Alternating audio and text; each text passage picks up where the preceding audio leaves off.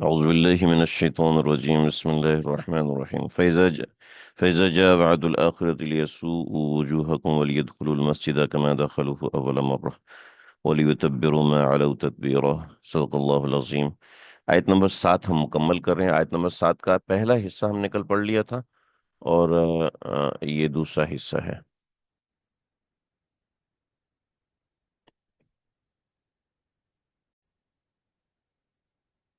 بسم اللہ الرحمن الرحیم۔ آیت نمبر 7 کا پہلا حصہ ہم نے پڑھ لیا تھا، جس کے اندر بات مکمل ہو گئی تھی۔ یہاں بنو اسرائیل سے دوسری مہلت کا ذکر ہے۔ فَإِذَا جَاءَ وَعْدُ الْآخِرَةِ لِيَسُوءُوا وُجُوهَكُمْ، پہلا واقعہ بخت نصر کا تھا، اور بخت نصر کی پوری بات ہم نے پڑھ لی تھی کہ بخت نصر نے ایک بار حملہ کیا، پھر ان کو مہلت دی، اور پھر دوسری مرتبہ دوبارہ حملہ کیا، اور 415 سال کے بعد ان کو تباہ و برباد کر دیا۔ اس کے بعد فَإِذَا جَاءَ وَعْدُ الْآخِرَةِ لِيَسُوءُوا وُجُوهَكُمْ، فَإِذَا جَاءَ پہلے ترجمہ سمجھ لیجئے۔ فَإِذَا جَاءَ وَعْدُ الْآخِرَةِ، اور جب آیا میعاد دوسری بار کا۔ فَإِذَا جَاءَ، پس جب آیا، فَإِذَا جَاءَ آیا، پس جب آیا، وعد الآخرہ،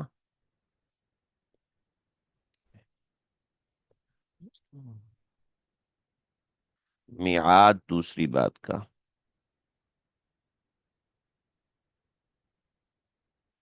جب آیا میعاد دوسری بار کا، یعنی جب دوسرے وعدے کا وقت آ گیا، جب دوسرے وعدے کا وقت آ گیا،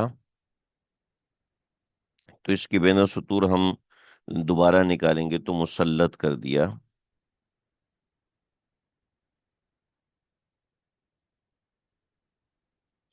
تو تو ہم نے مسلط کر دیا،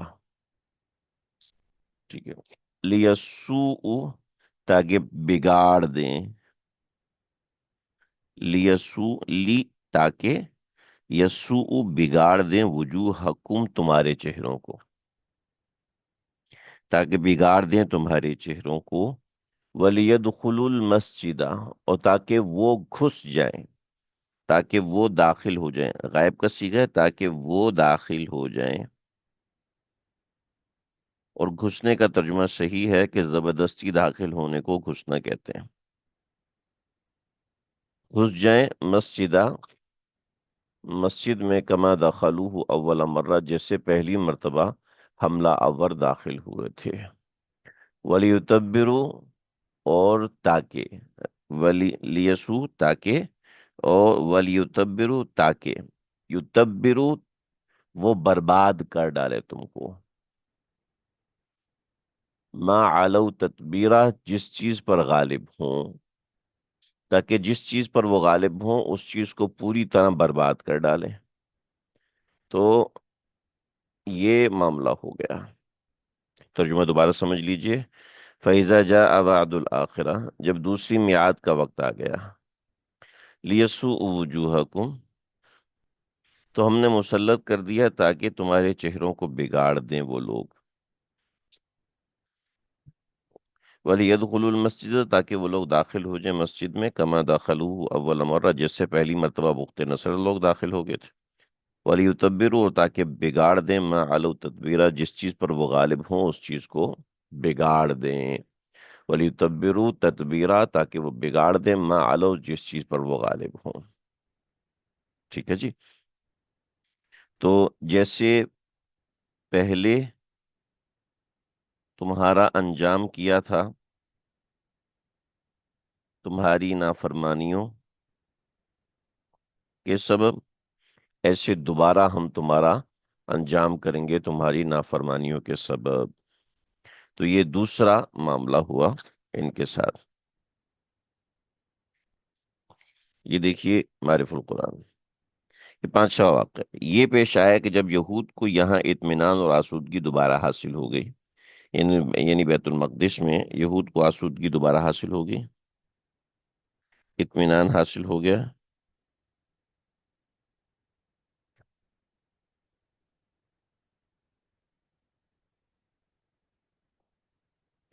تو اپنے ماضی کو بھول گئے اور پھر بدکاری اور بدعمالی میں منہمک ہو گئے۔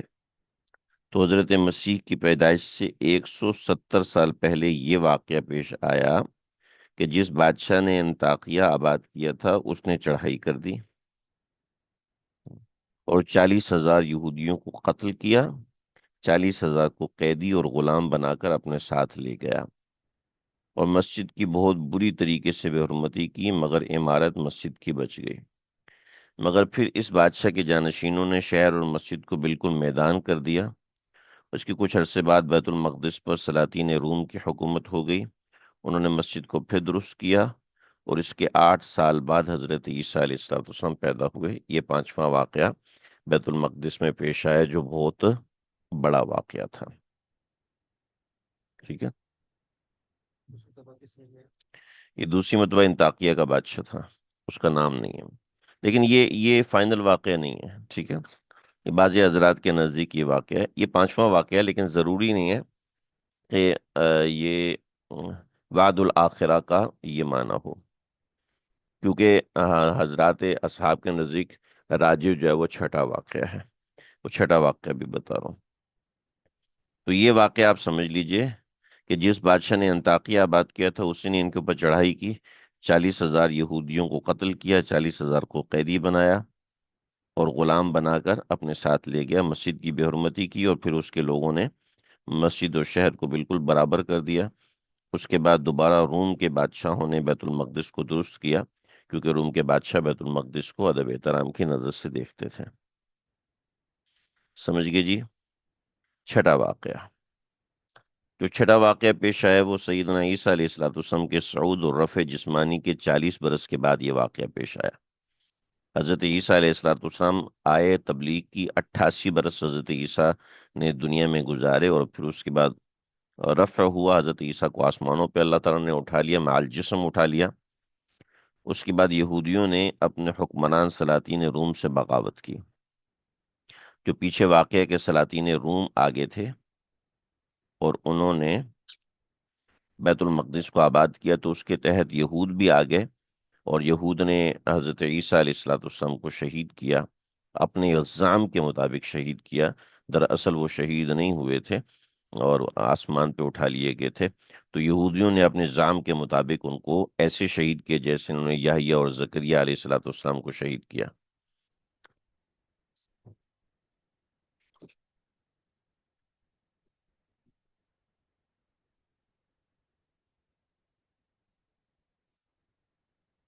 اس کے مطابق حضرت مریم موجود ہوں گی، جبکہ وہ اس تمام عرصے میں وہاں قیام پذیر رہیں، اور کو تباہی کا ذکر نہیں جس واقعے میں ذکر ہے۔ حضرت مریم علیہ السلام بیت المقدس میں تھیں، اور وہاں جب حضرت زکریا اور دیگر حضرات موجود رہے، تو اس کا یہ مطلب نہیں ہے کہ وہاں تباہی، تھوڑا سا واقعہ غور سے پڑھیں گے تو آپ کو سب سمجھ میں آ جائے گا۔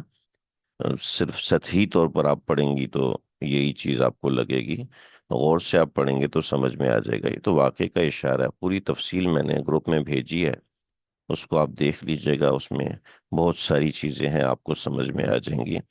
سطحی معلومات ہیں تو اس کی مطلب تفصیلی معلومات پہ ہم جائیں گے تو ظاہری بات ہے وہ اس کا موقع نہیں ہے۔ سطحی معلومات میں آپ کو یہ لگ رہا ہے، یہاں صرف اوقات وغیرہ بتائے گئے۔ 8 سال، حضرت عیسیٰ کی پیدائش سے 8 سال پہلے بیت المقدس کو دوبارہ آباد کر دیا تھا، ابھی پچھلے واقعے میں ہم نے پڑھا، اور سلاطین روم نے اس کو آباد کیا تھا۔ حضرت عیسیٰ علیہ السلام وہاں پہ پیدا ہوئے، تو اس میں کوئی اشکال نہیں رہتا، کوئی بات رہتی نہیں ہے۔ ٹھیک ہے، اچھا جی۔ اب یہود نے سلاطین روم سے بغاوت کی، اور پھر اس کے بعد 88 سال تک وہاں پر رہے، اور کافی ایک زمانہ گزرا۔ پھر رومیوں نے شہر اور مسجد کو تباہ کر کے وہی حالت بنا دی جو پہلے تھی۔ اس وقت کے بادشاہ کا نام تیتس تھا، جو نہ یہودی تھا نہ نصرانی تھا، کیونکہ اس نے بہت بہت روز کے بعد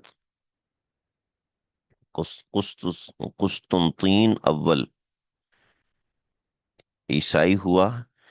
اس کے بعد حضرت عمر بن خطاب کے زمانے تک یہ مسجد ویران پڑی رہی، یہاں تک کہ آپ نے اس کی تعمیر کروائی۔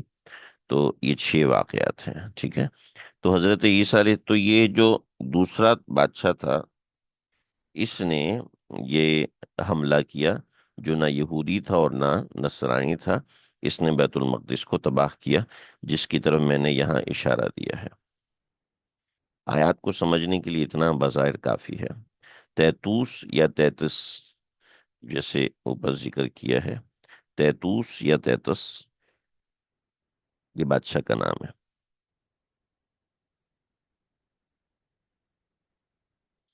ٹھیک ہے۔ یہاں 70 کا ذکر ہے حضرت عیسیٰ علیہ السلام کے انتقال کے 70 سال کے بعد۔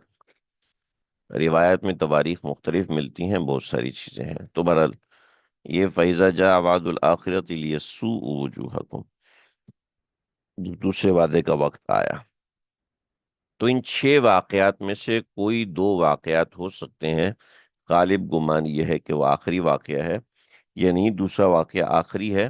پہلا حضرت موسیٰ علیہ السلام کے بعد جب انہوں نے حضرت یحییٰ، حضرت زکریا کو شہید کیا، حضرت یحییٰ زکریا کو شہید کیا، وہ واقعہ ہے، یا پھر حضرت موسیٰ علیہ السلام کے بعد کا واقعہ ہے۔ تو حضرت یحییٰ زکریا کی شہادت کا واقعہ تو بہت زمانے کا ہے، بہت بعد کے زمانے کا ہے، تو سمجھ میں یہ آتا ہے کہ پہلا واقعہ حضرت موسیٰ کے بعد کا ہے، اور دوسرا واقعہ حضرت عیسیٰ علیہ السلام کے بعد کا ہے۔ برحال ان واقعے کی تعیین و تفصیل میں فی الوقت یہاں پر اتنی تفصیل سے نہیں کر سکا جتنی تفصیل سے میرا ارادہ تھا۔ میں ضرور موقع تلاش کروں گا، میں اس کے حوالے سے تفصیل آپ حضرات کو بیان کروں گا، لیکن آیات کو سمجھنے کے لیے، کیونکہ میں اگر ان واقعات کی طرف چلے جاتا تو پھر یہ ایک الگ ہی چیز بن جاتی۔ میں نہیں جا سکا، اگرچہ جانا چاہیے تھا، لیکن میں پھر بھی کوشش کروں گا ان واقعات کے اوپر، جیسے ہم نے واقعہ معراج کی ایک پریزنٹیشن بنائی، تو ایسے ان 2 واقعات کے اوپر ایک پریزنٹیشن بنا کے میں پیش کروں، تاکہ یہ ہمیشہ ہمیشہ کے لیے ایک کام ہو جائے اور فائدہ ہو۔ تو میں اس کی کوشش کروں گا، آپ لوگ دعا ضرور کیجیے گا۔ تو فَإِذَا جَاءَ وَعْدُ الْآخِرَةِ لِيَسُوءُ وُجُوهَكُمْ وَلِيَدْخُلُوا الْمَسْجِدَ كَمَا دَخَلُوهُ أَوَّلَ مَرَّةٍ وَلِيُتَبِّرُوا مَا عَلَوْا تَتْبِيرًا۔ اس کے اندر اصل تو یہی تھا کہ ان کو بتا دیتے دوسرا واقعہ پیش آیا، مگر یہاں کچھ نشانیاں بتائیں۔ وَلِيَدْخُلُوا الْمَسْجِدَ، مسجد کی بے حرمتی کریں گے، جیسے کہ پہلے انہوں نے مسجد کی بے حرمتی کی، تو ایک نشانی تھی اس واقعے کی جس واقعے میں یہ امور پیش آئے تھے، جس واقعے میں یہ چیزیں پیش آئی تھیں۔ تو یہ پہلا واقعہ بخت نصر کا ہے، اور دوسرا تیتوس کا یا تیتس کا ہے، ان 2 بادشاہوں کے واقعات۔ تو خلاصتاً اتنا سمجھ لیجئے۔ اوپر ایک چھوٹی سی وضاحت میں نے، ام، اگر آپ لوگوں کا سوال آ جاتا تو میں شاید کل ہی وضاحت کر جاتا، لیکن کوئی سوال نہیں آیا تو مجھے بھی موقع نہیں ملا، نہ ذہن میں رہا۔ علیکم عباد اللہ، اس سے سمجھ میں بخت نصر جو ہے وہ بڑا پکا مسلمان تھا، ایسا نہیں ہے۔ یہ اضافت شرف اور تکریم کے لیے نہیں ہے، بلکہ یہ لوگ ہیں کہ ہمارے خاص بندے ہوں گے تخلیق اور تکوین کے اعتبار سے، ٹھیک ہے۔ بعثنا علیکم عباد لنا اولی بأس شدید، تو عباد لنا کا مطلب یہ نہیں کہ ہمارا کوئی مقرب بندہ تھا، بلکہ بخت نصر یعنی ہمارے بندوں میں سے ہی ایک بندہ تھا۔ اس کا یہ مطلب نہیں ہے کہ وہ مقرب بارگاہ تھا یا کوئی اچھا انسان تھا، بلکہ وہ اپنی جگہ ظالم تھا اور اپنی جگہ برا انسان تھا۔ تو ضروری نہیں ہے کہ یہودیوں کو ختم کرنے کے لیے اللہ تعالیٰ کو اچھے لوگوں کو ہی تلاش کرے گا، بلکہ اللہ تعالیٰ کسی کو بھی اٹھا کے ان کے اوپر مسلط کر سکتا ہے۔ ایسے ہی اگر کسی مسلمان کو کے اوپر کوئی شخص فتح یاب ہو رہا ہے، تو جو فتح یاب ہو رہا ہے مسلمان کے اوپر، تو اس کا یہ مطلب نہیں ہے کہ وہ کوئی اچھا انسان ہے، وہ کہ لبریٹر ہے، نجات دہندہ ہے، بلکہ وہ ایسا بھی انسان ہو سکتا ہے کہ جو کوئی برے اعمال میں ملوث ہو۔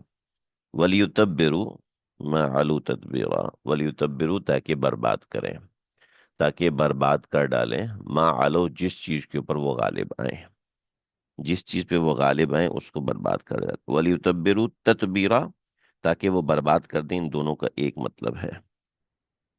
وَلِيُتَبِّرُوا تَتْبِيرًا، تاکہ وہ برباد کر ڈالیں، برباد کرنا، ما علو، وہ ہر اس چیز کو جس کے اوپر وہ غالب آئیں، ٹھیک ہے۔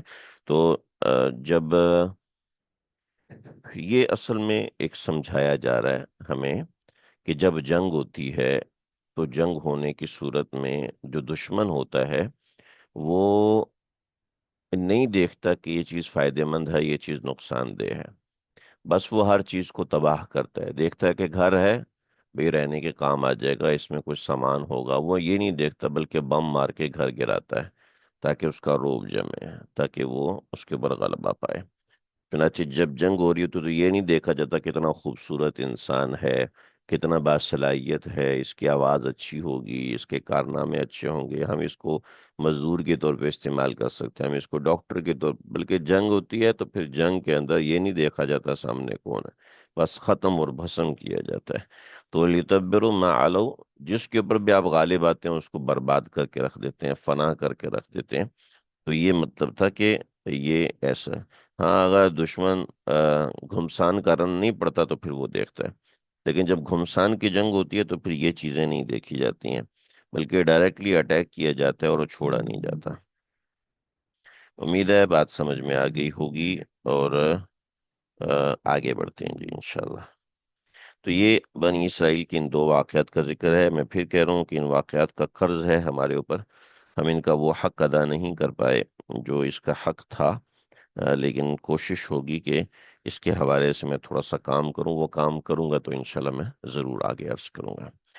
عسى ربکم ان یرحمکم، اتنا سخت عذاب دینے کے بعد بھی اللہ رب العزت کو اپنے بندوں سے نا امیدی نہیں ہے، نہ اللہ اپنے بندوں سے نا امیدی کا اظہار کر رہے ہیں، بلکہ اللہ رب العزت آگے فرما رہے ہیں عسى ربکم ان یرحمکم، امید ہے کہ تمہارا پروردگار ان یرحمکم، یہ کرے کہ تم پر رحم فرمائے۔ عسى ربکم، امید ہے کہ تمہارا پروردگار تم پر رحم فرمائے۔ دیکھیے جی، ہٹلر نے جب یہودیوں کو قتل کیا تو اس نے ایک عجیب بات کہی، اور وہ بات آ، یہودیوں کی مینٹل لیول کو بتاتی ہے، اور وہ کیا ہے؟ اور وہ یہ ہے کہ میں ان کچھ لوگوں کو زندہ چھوڑ رہا ہوں، میں کچھ یہودیوں کو زندہ چھوڑ رہا ہوں تاکہ دنیا کو پتہ چلے کہ میں نے ان کو کیوں زندہ جلایا تھا۔ ہٹلر نے بھی 60,000 یہودی زندہ جلائے تھے نا، ہم اس کی کوئی تائید نہیں کرتے، نہ ہم یہ کہتے ہیں کہ اس نے کوئی برا کام کیا تھا، ہم اس میں نیوٹرل ہیں، ہمارا اس میں کوئی معاملہ نہیں ہے، ہماری کوئی رائے نہیں ہے اس کے حوالے سے۔ لیکن اس نے، ہٹلر نے جو بات کہی وہ بات بڑی جاندار تھی، جو آج ہم دیکھ رہے ہیں کہ یہ یہودی ہے وہ کسی طرح بھی قابل رحم نہیں۔ یہودی سے میری مراد زائنسٹ ہے، یعنی بلکہ ہم یہودی نہیں کہیں گے، ہم زائنسٹ کہیں گے، ہم کہیں گے کہ زائنسٹ، یہ جو زائنسٹ ہیں، یہ زائنسٹ کا معاملہ ایسا ہے، یہ کسی بھی طرح قابل اعتبار، یہ کسی بھی طرح قابل بھروسہ، یہ کسی بھی طرح کوئی مناسب انسان کہلانے کے قابل ہو جائیں، یہ ہم سوچ بھی نہیں سکتے کہ یہودی سب سے پہلی چیز وہ آپ سے نفرت کرتا ہے۔ جو زائنسٹ ہے وہ اپنے بچوں کو جب سبق پڑھاتے ہیں تو سبق کے اندر وہ سب سے پہلے نفرت پڑھاتے ہیں، سب سے پہلے نفرت پڑھاتے ہیں، اور انسانوں کو، مسلمانوں کو قتل کرنا، مسلمانوں کو ذبح کرنا، ان کو جانور سمجھنا، کیڑے مکوڑے سمجھنا، ٹھیک ہے؟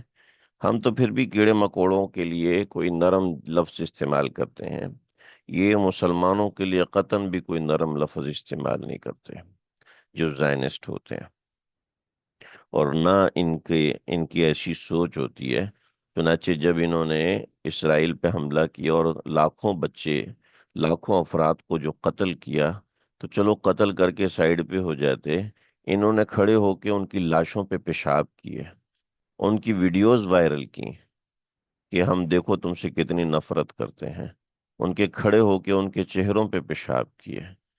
تو ایسے لوگ انسان کہلانے کے قابل کیسے ہو سکتے ہیں؟ ٹینکوں سے کچل دینا اور ہائیڈروجن بمز استعمال کرنا اور اس پہ خوش ہونا، اور یعنی یہ زائنسٹ کا مطلب ہے کہ کٹڑ یہودی. تو لیکن اللہ پھر بھی کہہ رہے ہیں عسى ربكم ان يرحمكم، امید ہے کہ تمہارا پروردگار تم پر رحم فرمائے. تو یہودی کی اصل ہی دشمن ہے.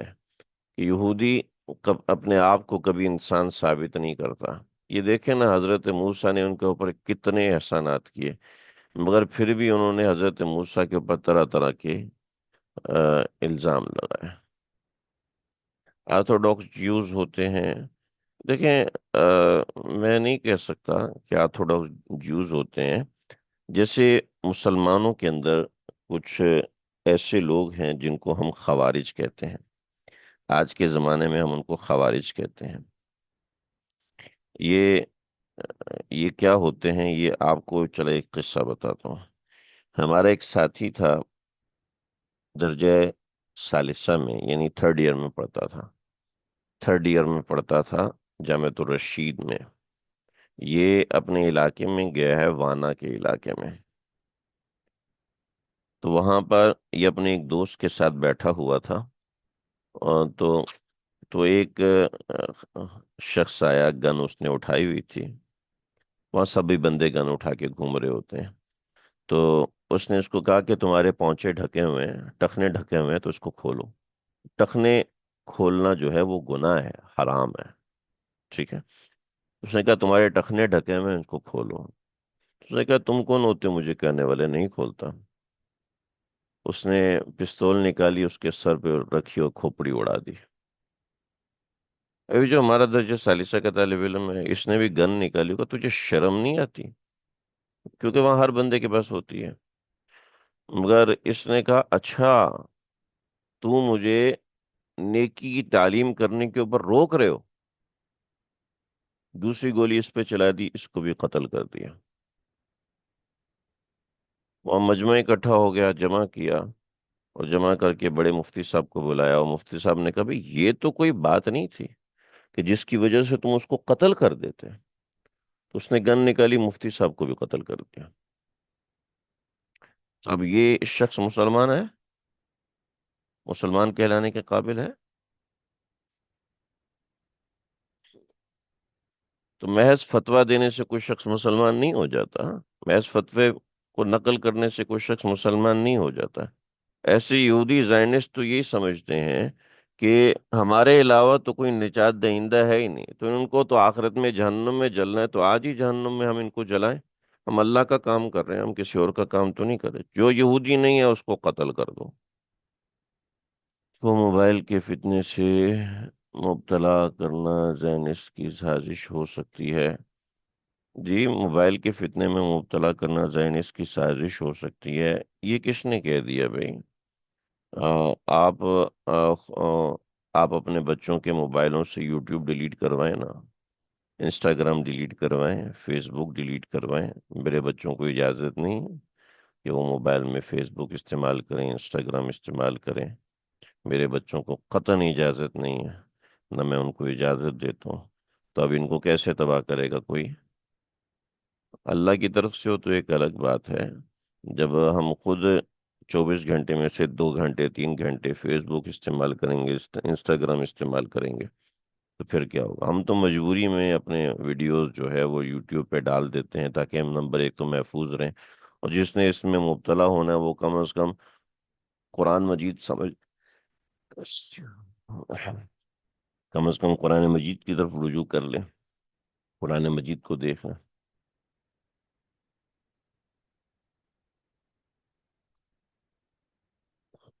جی اوپر رکھنا چاہیے. اب آپ کیا کہنا چاہتے ہیں؟ کیا کہنا چاہتے ہیں آپ؟ پورا واقعہ تو سنا دیا، سمجھ تو لیں بھائی. تو عسى ربكم ان يرحمكم سمجھانے کے لیے میں نے بتایا کہ اتنے سے جرم کے اوپر قتل تو نہیں کیا جائے گا نا. تو اگر چھوٹی سی شریعت کی بات کو لے کے آپ دنیا جہان کو قتل کرنا شروع کر دیں گے تو یہ کون سی شریعت ہے؟ ایسی یہودی زائنسٹ بھی کرتے ہیں. کہ چونکہ جو بندہ یہودی نہیں تو اس کو جینے کا حق نہیں ہے، لہٰذا اس کو قتل کرو، اب اس کی لاش کی بے حرمتی کرو، یا یہ ایک سمجھانے کے لیے بات بتائی۔ اس لیے میں یہ کہتا ہوں کہ بھئی ہمارے ساتھ جو بھی لوگ شامل ہوں، کوئی ایسے شامل ہوں جو چیز سمجھنے والے ہوں، ٹھیک ہے؟ چھوٹی سی بات پہ کنفیوز نہ ہو جائے کریں نا، چیز کو سمجھنے کی کوشش کیا کریں۔ اب اس کو لے کے آپ بیٹھ کے ٹخنا کھولنا گناہ ہے، تو وہ تو میں نے بتایا گناہ کبیرہ ہے، وہ تو میں بتا چکا ہوں۔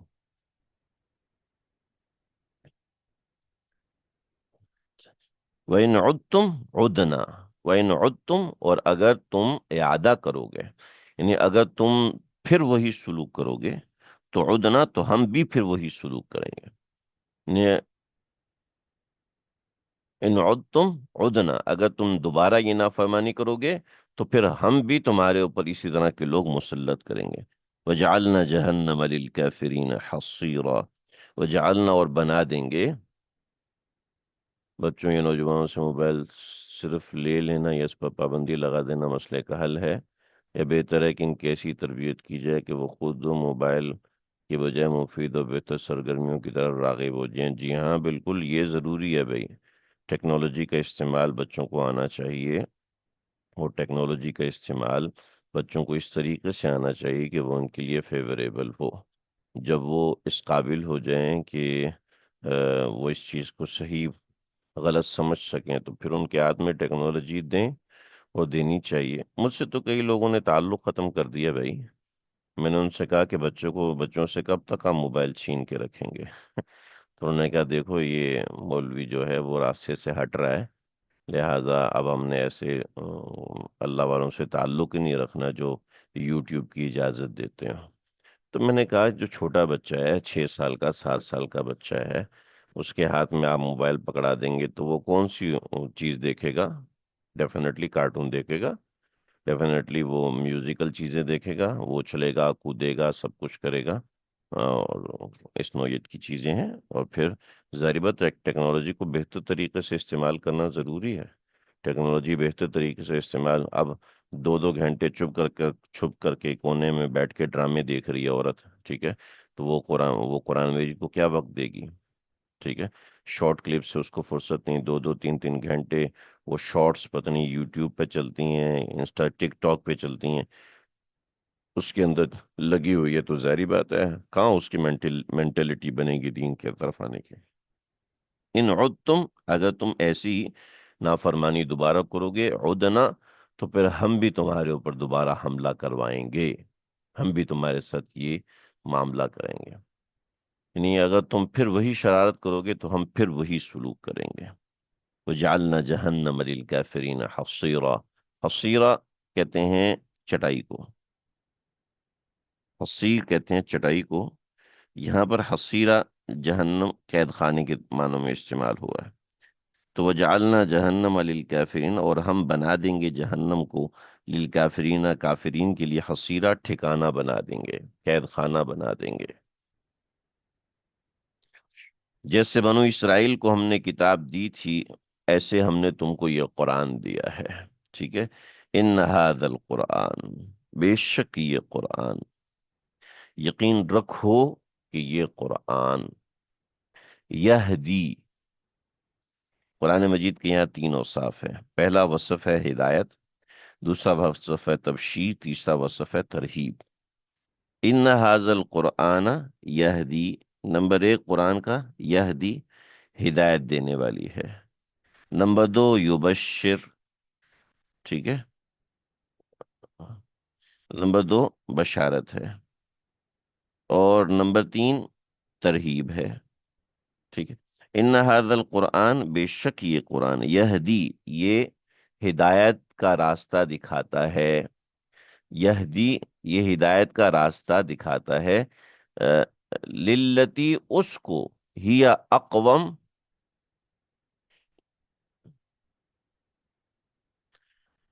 للتی، للتی للذی نہیں ہے، للتی ہے، للذی کا ترجمہ ہے اس کو، للتی کا ترجمہ ہے وہ راستہ، ہی اقوم، جو کہ بالکل سیدھا ہے، یہدی للتی، ان ھذا القرآن، بے شک یہ قرآن، یہدی رہنمائی کرتا ہے، للتی اس راستے کی رہنمائی، ہی اقوم جو بالکل سیدھا راستہ ہے۔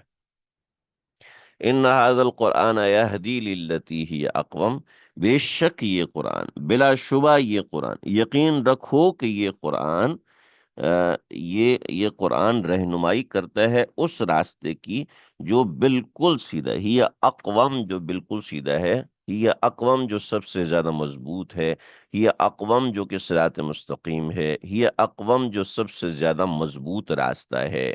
ٹھیک ہے، نمبر ایک۔ ٹھیک ہے، ان هذا القرآن یہدی، نمبر ایک، یہ قرآن جو ہے وہ رہنمائی کرتا ہے اس راستے کی جو کہ اقوم ہے۔ ٹھیک ہے جی، اور ان هذا القرآن، بے شک بلا شبہ یہ قرآن، یبشر المؤمنین، بشارت دیتا ہے مومنین کو۔ کون سے مومنین؟ الذین یعملون الصالحات، وہ مومنین جو کہ اچھے اعمال کرتے ہیں، وَأَنَّ لَهُمْ أَجْرًا كَبِيرًا، وَأَنَّ نے غلط ہو گیا جی،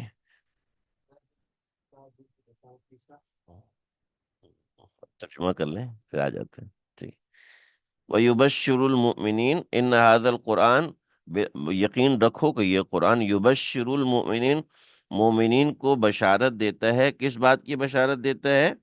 اس بات کی بشارت دیتا ہے کہ ان لہم اجرن کبیرہ، کہ ان کے لیے بہت بڑا اجر ہے۔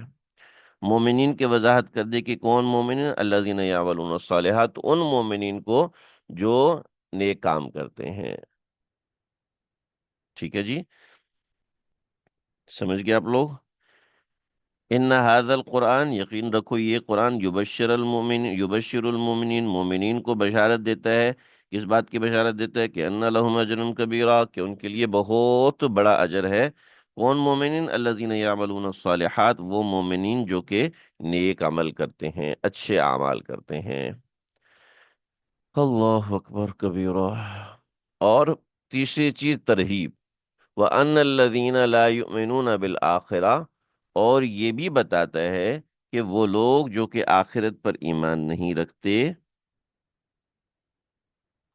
وَأَنَّ الَّذِينَ، اور یقین رکھو کہ یہ قرآن، ان الذین، ان لوگوں کے لیے جو کہ لا یؤمنون بالآخرہ، جو آخرت پر ایمان نہیں رکھتے، ان کو یہ کیا کہتے ہیں؟ اعتدنا لہم، وَأَنَّ، وَأَنَّ، تھوڑا سا اس کو سمجھیں،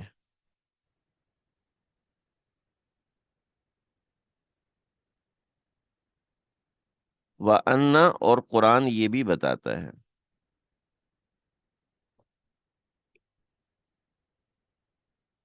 اور قرآن یہ وَأَنَّ کا ترجمہ یہاں پر یہ کریں گے کیونکہ ان درمیانے کلام میں آتا ہے۔ وَأَنَّ الَّذِينَ، اور قرآن یہ بھی بتاتا ہے کہ الَّذِينَ لَا يُؤْمِنُونَ بِالْآخِرَةِ، کہ وہ لوگ جو کہ آخرت پر ایمان نہیں رکھتے، اعتدنا لہم، تیار کر رکھا ہے ہم نے ان کے لیے، عذابًا علیما، درد والا عذاب۔ ٹھیک ہے، درد والا عذاب ہم نے ان کے لیے تیار کر رکھا ہے۔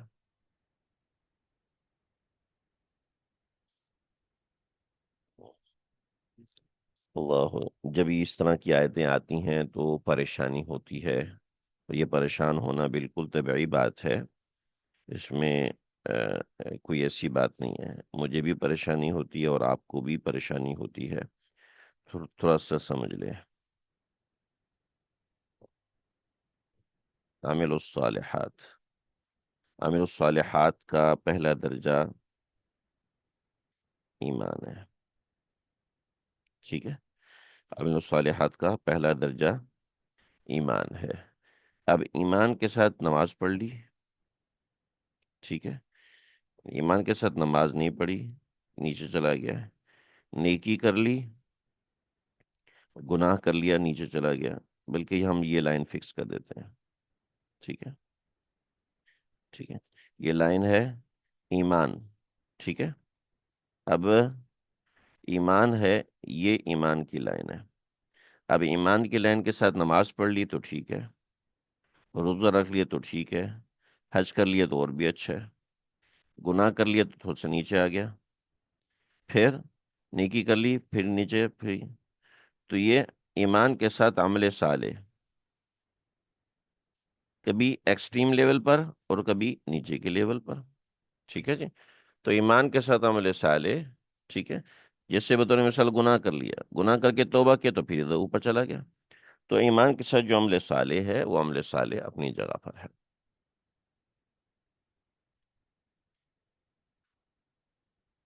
ٹھیک ہے۔ تو اس میں درمیانے درجے کے مسلمان آتے ہیں، اور یہ میں اپنی طرف سے نہیں کہہ رہا، وآخرون اعترفوا بذنوبهم خلطوا عملا صالحا وآخر سیئا، ٹھیک ہے۔ یہ آیات اس پہ شاہد ہیں، ان عبادی لیس لک علیہم سلطان، ولی آیات اپنی جگہ پر ہیں۔ وہ آیت ہے نا، لا خوف علیہم قل یا عبادی الذین اسرفوا علی انفسہم لا تقنطوا من رحمت اللہ، تو اس میں یہ چیز جب تک ایمان ہے تو عمل صالح چھوٹے درجے کا بھی ہو تو اس میں شامل ہے۔ لہذا عامل الصالحات کا مطلب 100% نہیں ہے، بلکہ 1% بھی اس میں ہے، آدھا فیصد بھی اس میں ہے، 0.001% بھی اس میں ہے، تو 0.01% پلس ایمان، تو یہ معتبر ہے، تو کمزور مومن بھی اس میں شامل ہوتے ہیں، ٹھیک ہے جی۔ بار بار غلطی کی طرف لوٹ جانا انسان کی فطرت کی کمزوری ہے، جی ہاں بالکل انسان کی فطرت کی کمزوری ہے۔ جب انسان ذکر اذکار معمولات کرتا ہے تو اس فطرت پر حاوی ہونے لگتا ہے۔ کئی شاید کا پیغام یہ ہے کہ مومن کو اللہ کی رحمت کی امید کے ساتھ اپنی اصلاح اور جواب دہی کے احساس کو بھی ہمیشہ زندہ رکھنا چاہیے۔ اس میں براہ راست یہ پیغام تو نہیں ہے لیکن ہم لے سکتے ہیں، تو یہ چیز ہے۔ یہ آیت نمبر 10 تک ہمارا سبق ہو گیا، میرے خیال میں آج اتنا ہی رکھیں گے، انشاءاللہ آگے ہم مزید تفصیل پڑھیں گے۔ اللہ تعالیٰ مجھے آپ کو ہم سب کو سمجھنے کی توفیق دے۔ کوئی سوال ہو تو آپ لوگ کر سکتے ہیں۔ صلی اللہ تعالی علی خیر خلقہ محمد وآلہ وصحبہ۔ یہاں بات سوال بہت اچھا ہوا نا، کہ نبی کی اولاد اور اتنی بری خصلتیں، تو نبی کی اولاد تو کسی نہ کسی درجے میں تقریباً ہر کوئی ہے، جیسے حضرت نوح کی نسل میں سے میں، آپ اور ہم سب حضرت نوح علیہ السلام کی نسل میں سے ہیں، حضرت آدم کی اولاد میں سے ہم کسی نہ کسی درجے میں ہیں۔ مسئلہ یہ ہے کہ جو بری خصلت جو اپنانا چاہے وہ اپنا سکتا ہے، جو اچھی خصلت جو اپنانا چاہے وہ اپنا سکتا ہے، کیونکہ اللہ نے ہمیں فری ول دی ہے۔ جب اللہ نے ہمیں فری ول دی ہے تو فری ول کی وجہ سے ہم اچھی بری خصلتوں میں سے جن خصلتوں پہ چاہے ان خصلتوں کو اپنا سکتے ہیں، تو انہوں نے وہ خصلتیں اپنائی۔ کل بھی میں نے چند باتیں ذکر کی تھیں کہ اس امت میں بھی بہت ساری خصلتیں ایسی موجود ہیں جو کہ بری خصلتیں اور ناقابل قبول خصلتیں ہیں، مگر امت اس کو اڈاپٹ کر چکی ہے، اور محض اپنی ذاتی غرض اور خواہشات کی وجہ سے ان خصلتوں کے اوپر جمی ہوئی ہے، تو کچھ نہیں۔ کیا اس آیت میں یہ بھی پیغام ہے کہ جو سرکشی کرے گا اس کو ضرور سزا ملے گی دنیا میں بھی؟ نہیں، یہ پیغام تو نہیں ہے بھی۔ سرکشی کرے گا تو اس کو ضرور سزا ملے گی، عسیٰ ربکم ان یرحمکم کا لفظ بھی تو ہے نا، تو ضرور ہی ملے گا ایسا نہیں ہے، اللہ نے آخرت کا دن رکھا ہے، ضروری نہیں ہے کہ دنیا میں اس کی سرکشی کی سزا اس کو مل کے ہی رہے گی، یہ ضروری نہیں، البتہ عمومی قاعدہ ہے کہ مل جاتی ہے۔